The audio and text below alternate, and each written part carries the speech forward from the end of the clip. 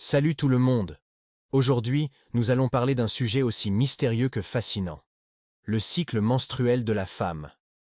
Oui, oui, vous avez bien entendu. Alors, que vous soyez un homme essayant de décrypter les signaux mystérieux de votre partenaire, ou une femme cherchant à maîtriser les caprices de votre propre corps, cette vidéo est faite pour vous.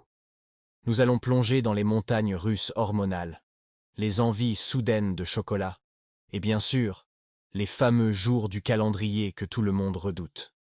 Mais pas de panique, nous sommes là pour rendre ce voyage aussi instructif que divertissant.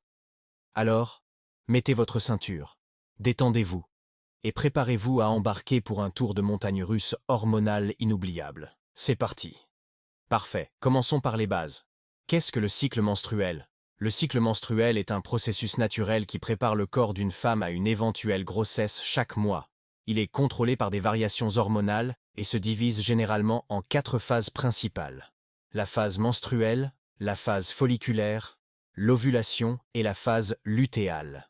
Concentrons-nous sur la phase menstruelle, le début et la durée de cette phase pour un cycle menstruel typique de 28 jours. La phase menstruelle marque le début du cycle menstruel et correspond aux règles. Pour un cycle de 28 jours, cette phase dure généralement entre 3 et 7 jours. Au cours de cette période, l'endomètre, la muqueuse de l'utérus, se détache et est évacué du corps sous forme de saignement. Il est tout à fait normal de ressentir des crampes, de la fatigue, des maux de tête ou des sautes d'humeur pendant cette période. Si vos règles sont apparues le 10 juin, nous considérerons cela comme le premier jour du cycle. Si elles sont réapparues le 5 juillet, nous comptons le nombre de jours entre ces deux dates. Le nombre de jours entre les deux règles pour déterminer la durée de votre cycle menstruel. Ici, la durée du cycle menstruel est de 26 jours. Pour soulager ces symptômes, certaines femmes trouvent du réconfort dans des méthodes naturelles comme les compresses chaudes, les tisanes apaisantes ou les exercices légers comme la marche ou le yoga. Il est important de noter que chaque femme est unique et que la durée ainsi que l'intensité de la phase menstruelle peuvent en varier d'une personne à l'autre. Si vous avez des préoccupations concernant vos règles ou si vous remarquez des changements inhabituels, il est toujours recommandé de consulter un professionnel de santé pour un avis personnalisé. Durant cette phase, certaines personnes choisissent d'avoir des rapports sexuels, et étonnamment, cela dépend de leur volonté. Ce n'est pas contre-indiqué. Accrochez-vous car, après les douces mélodies de la phase menstruelle, nous entrons maintenant dans le rythme entraînant de la phase folliculaire. Imaginez cette phase comme une piste de danse où chaque follicule essaie de montrer ses meilleurs mouvements pour devenir la star de l'ovulation. Durant cette période, vos hormones se mettent sur leur 31 et c'est le moment de briller.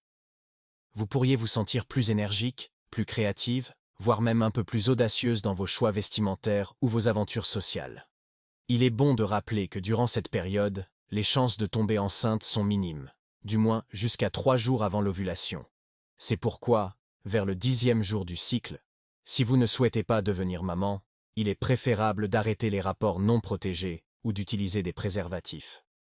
Le jour de l'ovulation se situe généralement autour du 14e jour du cycle, en comptant à partir du premier jour des règles, donc il faut être vigilant dès le 11e jour. C'est le moment idéal pour organiser une soirée karaoké, tester une nouvelle recette exotique ou oser cette nouvelle coupe de cheveux que vous avez toujours voulu essayer. En somme, c'est le temps des possibles, le moment de la préparation et de l'anticipation avant le grand événement, l'ovulation. Alors, profitez de cette période pour vous amuser, vous détendre et cultiver cette énergie positive. Après le tourbillon créatif de la phase folliculaire, voici venir le moment tant attendu. L'ovulation. Imaginez cette phase comme le feu d'artifice du cycle menstruel, l'instant magique où un ovule est libéré de l'ovaire, prêt à être fécondé. L'ovulation se produit généralement autour du 14e jour d'un cycle de 28 jours, mais cela peut varier d'une femme à l'autre.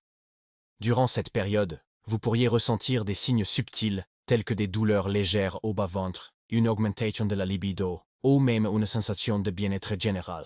C'est le moment où les chances de tomber enceinte sont les plus élevées. Alors, si vous êtes dans l'optique d'une grossesse, c'est le moment de sortir le calendrier, de planifier quelques rendez-vous romantiques et de faire le plein de câlins. Mais attention, si vous n'êtes pas prête à accueillir un petit bout de chou, c'est également le moment de redoubler de prudence avec des préservatifs ou d'autres méthodes contraceptives. Il est conseillé de laisser une marge de 3 ou 4 jours avant le 14e jour et 2 jours après, car les spermatozoïdes peuvent vivre jusqu'à 5 jours dans la cavité vaginale. Donc, les préservatifs sont de rigueur au cours de cette période si vous ne souhaitez pas tomber enceinte. En somme, l'ovulation est une période excitante et pleine de potentiel. Que vous souhaitiez fonder une famille ou simplement profiter de cette énergie positive, c'est le moment de saisir les opportunités et de vivre pleinement ce moment magique du cycle menstruel. C'est le moment où les chances de tomber enceinte sont les plus élevées. C'est le moment parfait pour ceux qui rêvent d'une petite famille de sortir les calendriers, de programmer des dîners romantiques à la lumière des chandelles et de se préparer à jouer aux futurs parents.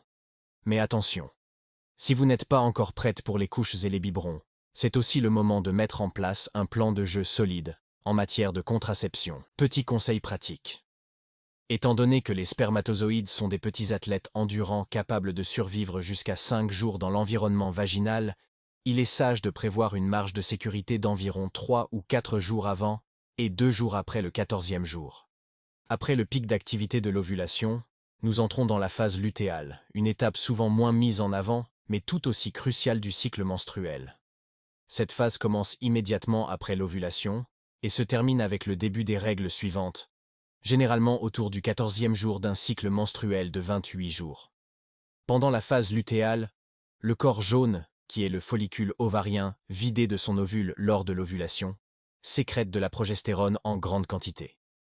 Cette hormone joue un rôle clé dans la préparation de la muqueuse utérine à l'implantation d'un ovule fécondé.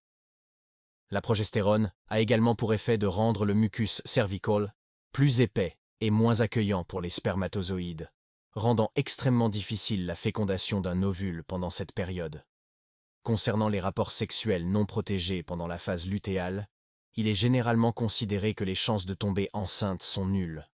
En effet, le mucus cervical, rendu moins perméable par la progestérone, empêche les spermatozoïdes de se déplacer efficacement vers l'utérus et les trompes de Fallope, où la fécondation a lieu habituellement.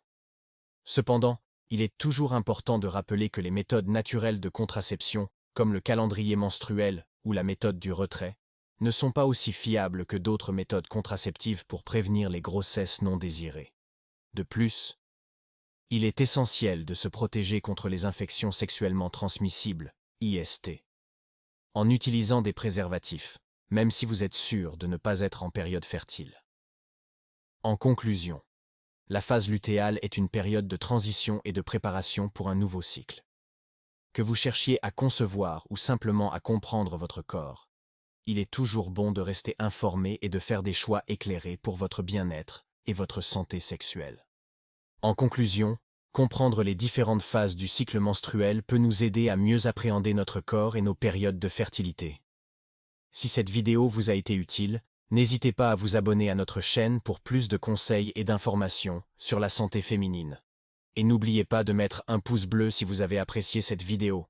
Merci de nous suivre et à très bientôt pour de nouvelles aventures autour de la santé et du bien-être.